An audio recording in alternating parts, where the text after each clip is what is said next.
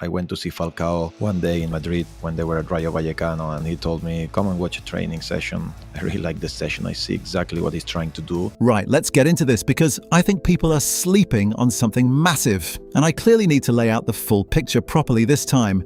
Everyone's obsessed with whether Arsenal can go back-to-back after finally ending that title drought. Everyone's obsessed with whether Maresca can somehow fill Guardiola's shoes at City, whether Alonso's actually got the tools at Chelsea, whether De Zerbi can turn Tottenham from a relegation battle into something respectable, or whether Carrick can get United looking like United again. Meanwhile, the manager who could actually blow this whole league apart just walked into Anfield, and half the country still can't tell you a single thing about how his teams actually play. That's not me being dramatic for a thumbnail. I genuinely think Andoni Iraola wins the league in year one at Liverpool, and with basically every rival now either defending a title, rebuilding from scratch, or clinging on after a nightmare season, this might be the most wide-open title race in years. Let's actually get into why. First, let's deal with the elephant in the room properly, because I skipped right past it before. Arsenal are the champions. Arteta finally got them over the line, ended the drought, brought in Gyökeres, Zubimendi, Eze and Hincapié, and they very nearly did the double, losing the Champions League final on penalties. That's a genuinely strong, settled squad, and Arteta hasn't needed to rebuild much this summer because he already had one of the best squads in Europe. Anyone predicting a title race has to take that seriously. But settled also means predictable.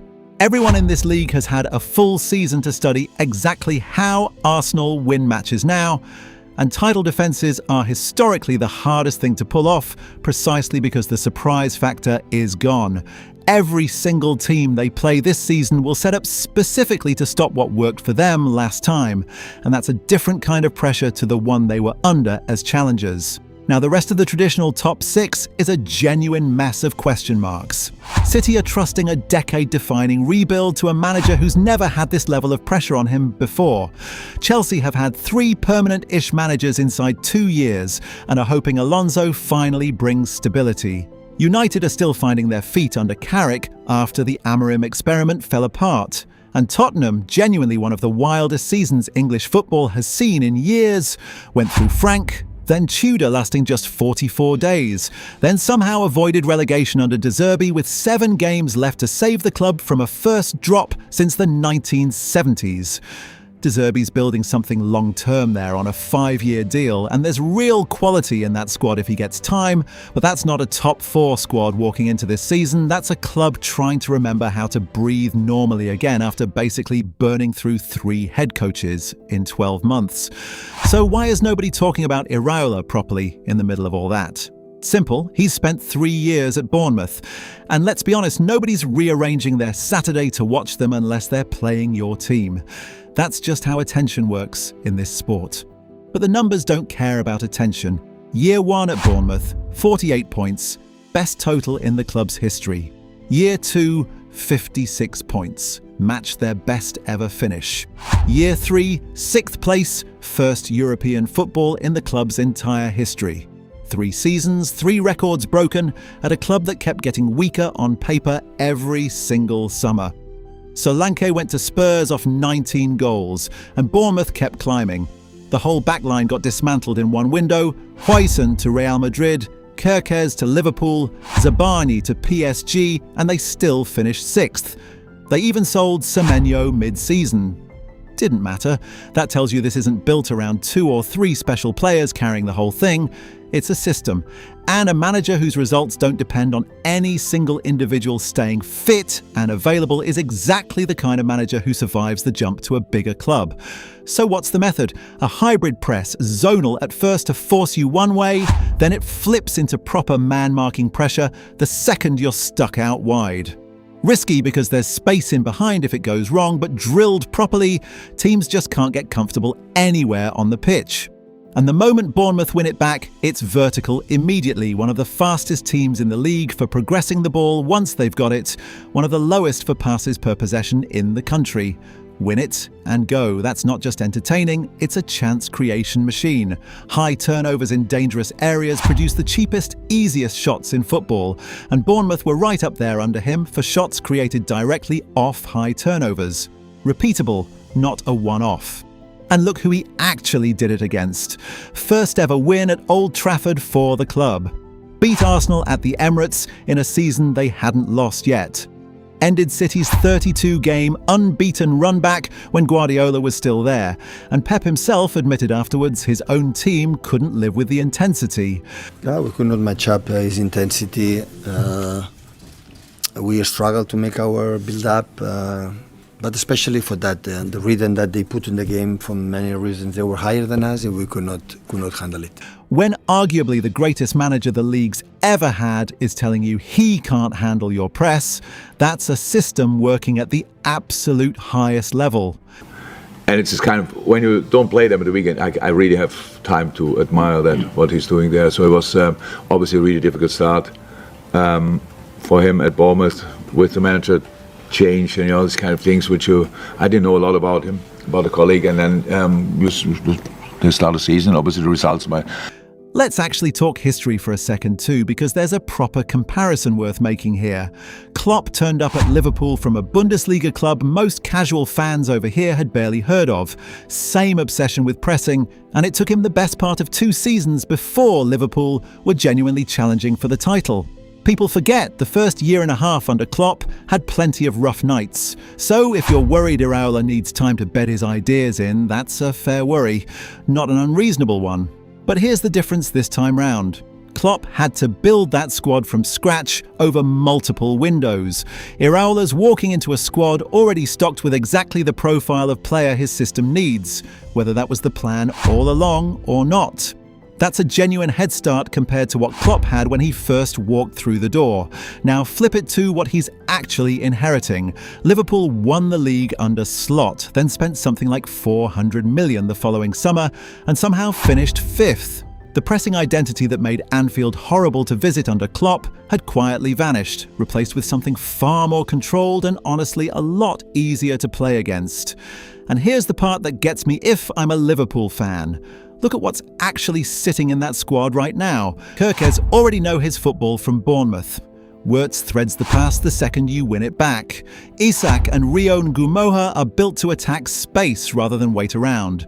And Ngumoha at 17 already looks like a genuine first-team option, not just a promising kid. One thing worth flagging, honestly, Ekitike's still out with that Achilles injury and isn't expected back until the back end of this year. So that specific profile of runner is missing for a good chunk of the season, and that's a real dent in exactly the kind of attacking speed this system depends on. Midfield's actually in great shape for this.